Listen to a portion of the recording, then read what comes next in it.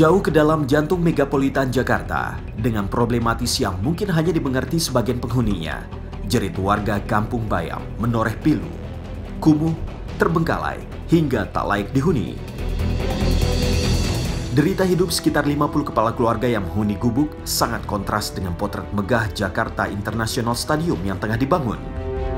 Puing-puing bekas gusuran tercecer menimbun jejak sejarah hidup warga Kampung Bayam. Sekitar 550 kepala keluarga tercerabut tanah kelahiran, tapi 50 kepala keluarga memilih bertahan, bertaruh hidup dengan kondisi mengenaskan. Dan inilah penelusuran tim Insert Investigasi, menguak potret hidup serta alasan mengapa ke-50 warga itu memilih bertahan, padahal sebagiannya sudah direlokasi.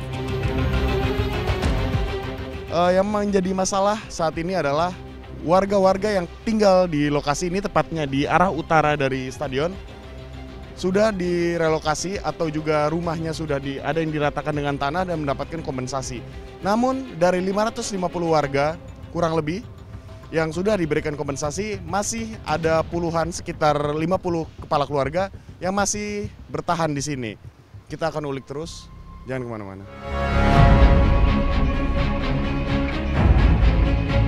Menyisir Kampung Bayam, janganlah berharap berjalan di atas aspal atau semen. Hanya ada jalan setapak digenangi air yang sebagiannya berwarna hitam pekat dan berlumut hingga menebar aroma khas comberan.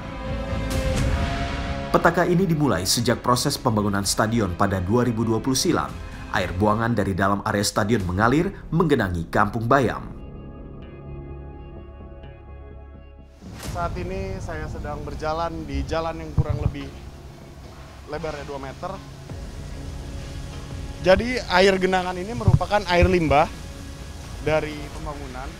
Menurut warga ini baru ada air ini semenjak ada pembangunan. Jadi saat saya berjalan, saya pun harus pilih-pilih ya. Karena saya hanya mengandalkan batu di sini agar tidak terkena becekan dari genangan air ini.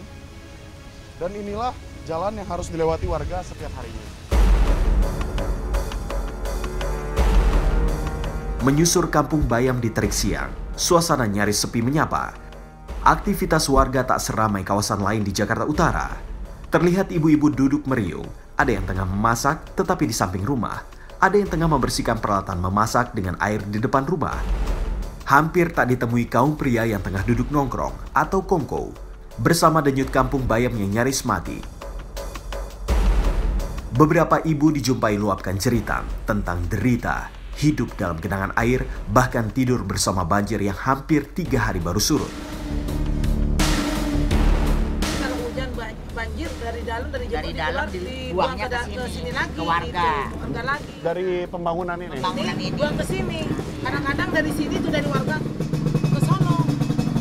Kasih tahu ke dalam. Nah, baru tuh pakai itu lagi. Ya sekarang rumah aja istilahnya Kalau rumah. masuk. Kalau air gede, kalau banjir, ya nggak seberapa lah kalau nggak pembuangan dari dalam. Kalau dari dalam udah masuk ke dalam rumah juga. Gitu. Sampai selutut? Iya, sampai selutut. Pembuangan dari samping Pak, dibuang ke sini. Pembuangan airnya dibuang ke warga. Itu berarti dari?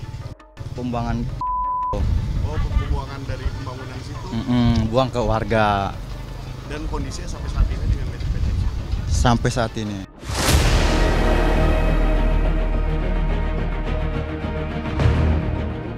Janganlah berbicara sanitari hidup atau hunian sehat dan layak di Kampung Bayam.